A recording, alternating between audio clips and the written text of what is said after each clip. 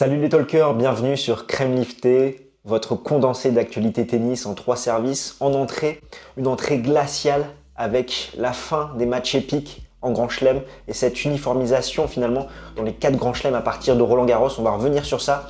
En plat, on parlera du Alcaraz contre Monfils où le français n'a pas pesé lourd contre le jeune espagnol, et en dessert, on se projettera sur le Nadal-Kyrgios. Donc reste bien avec nous, c'est parti, jingle.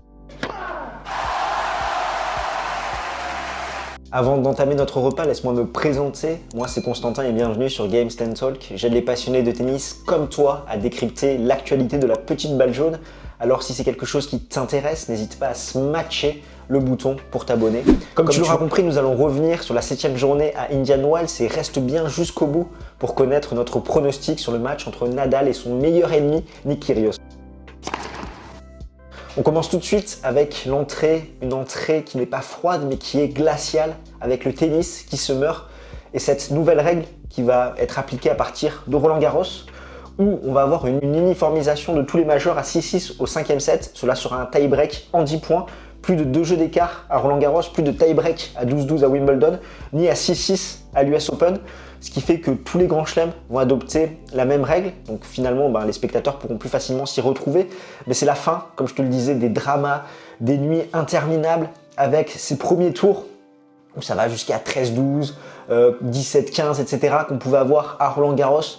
Donc voilà, on perd un petit peu en spectacle, je trouve. Et finalement, il y a cette volonté de raccourcir le plus possible les matchs. Et c'est vraiment dommage parce que c'était également l'une des forces du tennis. Et donc je peux comprendre que pour certains spectateurs, ça soit un petit peu trop long, mais c'est la beauté de ce sport. Et apparemment également, par rapport à ce qu'on a pu lire sur Twitter, ça arrangerait également certains joueurs parce que beaucoup devraient livrer de sacrées batailles dans les premiers tours, ce qui faisait que physiquement, ils étaient atteints pour les prochains matchs. Donc là, ça va régler ce problème, mais on va perdre un petit peu quand même, comme je te le disais, en spectacle et ça va être beaucoup moins intéressant que d'habitude. Donc à voir ce qu'ils vont mettre en place également par la suite. On espère qu'ils vont arrêter de vouloir réduire un petit peu la durée des matchs du tennis parce que c'est ce qui fait, comme je te le disais, la beauté de ce sport et c'est pour ça qu'on est amoureux du tennis. Donc là, on est un petit peu en tradition et c'est vraiment triste pour nous en tant que fans de la petite balle jaune. Pour le plat, on va revenir sur la performance XXL de Carlos Alcaraz, qui est le plus jeune joueur depuis Michael Chang à atteindre les quarts de finale à Indian Wells, donc ça remontait à 1989. Donc il a totalement fait déjouer Gaël Monfils, le jeune espagnol, ça fait 7-5, 6-1. Il y a eu match globalement, jusqu'à 5 partout dans le premier set, 40-15 sur le service de Gaël Monfils. Et petit à petit, finalement, Carlitos a réussi à inverser la tendance, notamment avec cette tactique payante depuis son titre à Rio, l'amorti qui permet de casser le rythme. Je rappelle que dans le tournoi brésilien, il était à 78% de réussite derrière l'amorti. Là, on a eu un Français qui a tenté d'être agressif, de jouer fort contre le jeune espagnol et finalement ça s'est un petit peu retourné contre lui parce que Alcaraz arrivait parfaitement à contrer les frappes de son adversaire, il arrivait à lui faire mal notamment avec son coup droit et on a pu voir un petit peu la panoplie du jeune ibérique avec ce coup droit qui est l'une de ses forces qui arrive vraiment à faire reculer son adversaire. Son revers où il arrive à être très agressif dans l'échange, également son jeu de jambes, c'est une merveille. Je t'invite vraiment à te concentrer sur des petits pas d'ajustement de Carlitos dans l'échange. C'est assez incroyable, sa position par rapport à la balle, sa position sur le court. Il tient très bien sa ligne. Au niveau du service, il arrive à progresser et il peut s'appuyer sur cette surface lente avec son service kické qui fait des dégâts. Et Gaël Monfils, qui après avoir accroché son adversaire dans le premier set, a totalement lâché dans le second set en mettant seulement un jeu. Donc comme Alexis l'avait dit dans sa petite preview, ça allait se jouer par rapport à celui qui allait se montrer le plus agressif. Et là, Alcaraz a su faire déjouer son adversaire, a su également varier, casser le rythme avec ses amortis. Et également au service où il s'est montré impressionnant. 4 aces, 70% de première balle, 87% de points gagnés derrière et 77% sur sa seconde balle. Il a perdu seulement 8 points sur ses engagements. Au prochain tour, ça sera le lauréat de l'édition 2021 d'Indian Wells, Cameron Norrie, qui est sur un excellent bilan sur ses 15 derniers matchs, c'est 13 victoires pour 2 défaites depuis Rotterdam. On peut également parler de la performance de Rafael Nadal qui s'impose 7-6, 7-6 contre Reilly Opelka. Il décroche ainsi la 3e meilleure série d'invincibilité en début de saison, après Djokovic 2011 et Djokovic 2020 avec 18 victoires consécutives. Ça a été compliqué pour Rafael Nadal, même si je pense que son premier set contre l'Américain est son meilleur du tournoi, étant donné qu'il a été très solide au service, 69% de première balle, 86% de points gagnés derrière, 100% sur seconde balle, 3 points perdus seulement sur ses engagements. Il y a eu une phase de décompression dans le second set, il est mené 4-2 et va devoir sauver 3 balles de double break. On va le sentir un petit peu sous pression. Dans le jeu où il se fait breaker, il va commettre 2 doubles fautes. Et c'est vrai que face à un joueur comme Opelka, qui sert très bien avec son service kické qui rebondit à plus de 2 mètres. C'était très compliqué à relancer et dans l'échange, il était également très solide. Il se déplace très bien pour son 2,11 m, bien mieux qu'un John Isner. Il est frappé très fort côté coup droit, côté revers et on sentait Rafa tendu, qui savait qu'il n'avait pas le droit à l'erreur, que s'il se manquait sur le service ou dans l'échange, s'il faisait une balle un petit peu trop courte, trop facile, il allait se faire agresser.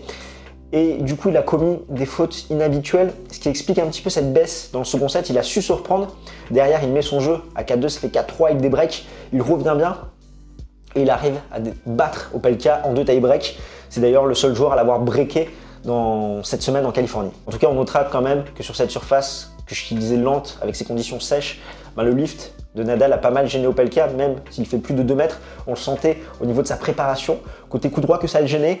Quand même qu'il était embêté et que c'était pas facile forcément pour lui de prendre la balle tôt et de gérer cette balle qui rebondit très très haut. Au prochain tour, ça sera Nick Kyrgios qui a profité du forfait de Yannick Sinner qui était malade et on a l'ombre d'un doute concernant les conditions physiques du taureau de Manacor par rapport à ce qu'il a déclaré en conférence de presse. Aujourd'hui, c'était coup-ci coup-ça. Cela n'allait pas trop mal, puis au deuxième set, un peu moins bien, mais j'ai été capable de continuer à courir jusqu'à la fin. C'est toujours la même chose en fait. Je ne me mens pas, c'est vrai que ces 2 derniers jours, le pied m'a un peu plus gêné. C'est quelque chose qui peut arriver, je le sais. J'essaie juste d'être prêt et de rester positif parce que ça va être mon dernier tournoi sur dur. Après, je vais retourner sur terre battue. Et c'est vrai que je pense qu'Indian Wells, c'est un peu le tournoi de trop pour Rafael Nadal. Il s'était aligné à Acapulco, il avait gagné, il fait un super début de saison, 18 victoires, 0 défaite. C'est au-delà de toutes les espérances qu'on pouvait avoir en tant que suiveur du tennis par rapport à là où il revient, cette blessure au pied qu'il a depuis sa jeunesse. Et c'est 6 mois off en fin 2021, mais je pense qu'il a été un petit peu trop gourmand de vouloir jouer à Acapulco, Indian Wells, au lieu de vraiment se concentrer sur la terre battue, sur son objectif qui est Roland Garros. Et ça me fait doucement rire quand j'en vois certains sur les réseaux sociaux, même en commentaire, qui commencent à s'inquiéter, qui commencent à dire « ouais, il n'aurait pas dû jouer Indian Wells, il a trop forcé, c'est le tournoi de trop ». Mais c'est ce qu'on n'arrêtait pas de dire sur la chaîne, et notamment, à mon avis, par rapport à être précautionneux à son calendrier, où je pensais que jouer Acapulco et Indian Wells, c'était vraiment pas le bon choix, et que voilà, il y avait cette culture du présent, à se dire il joue bien autant qu'il engrange des matchs, de la confiance. Oui, mais finalement, il a été peut-être un peu trop gourmand. Là, son pied, ça commence un peu plus à tirer, et ça serait dommage qu'il se blesse avant la saison sur terre battue et son principal objectif, qui est Roland Garros. Donc voilà un petit peu ce que j'avais à dire sur le cas Rafael Nadal. Et on continue justement avec Libéric pour se projeter sur son match en quart de finale contre Nick Kyrgios. C'est notre dessert.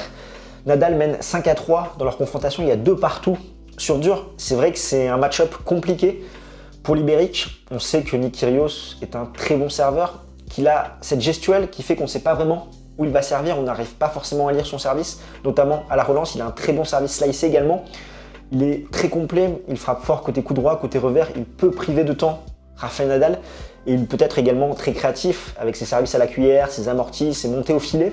C'est un joueur qui dérange Nadal, qui lui prive de temps, qui l'agresse, qui va le faire douter, qui va le faire reculer, qui va le faire jouer court. Et Kyrgios va pouvoir en profiter. On sait que dans ces tournois comme Acapulco, comme Indian Wells, il aime jouer avec ces conditions un petit peu paradisiaques. Donc c'est vraiment une menace pour Rafael Nadal qui va devoir, comme d'habitude, très bien servir, sécuriser ses engagements, tenter de raccourcir un petit peu les échanges pour justement exercer un petit peu moins de pression sur ses pieds dans les longs rallyes. Donc s'appuyer sur son service plus sain avec son coup droit, faire mal. Il peut également s'appuyer sur son lift, ses conditions sèches, cette surface lente pour gêner Nick Kyrgios côté revers, le travailler physiquement par rapport à un joueur qui n'a pas forcément une préparation idéale, qui n'a pas énormément de matchs dans les pattes. Mais comme je te le disais, je pense que ça peut être le match, le tournoi de trop pour Rafael Nadal et c'est pourquoi je vois une victoire de Nick Kyrgios ce soir. En tout cas, on aura le temps d'en reparler parce qu'on se retrouve sur la chaîne à 21h30 pour un live avec Alexis. On va revenir un peu plus en profondeur sur ce qui s'est passé à Indian Wells et se projeter sur l'ensemble des affiches des quarts de finale. Donc je compte sur toi pour que tu y sois d'ici là. N'hésite pas dans les commentaires à me dire ce que tu en penses. J'espère que tu as passé un bon repas, que tu as eu un bon appétit, que tu t'es régalé avec ce qu'on t'a proposé. Nous, on se retrouve ce soir, 21h30. D'ici là, porte-toi bien. Ciao, ciao tout le monde.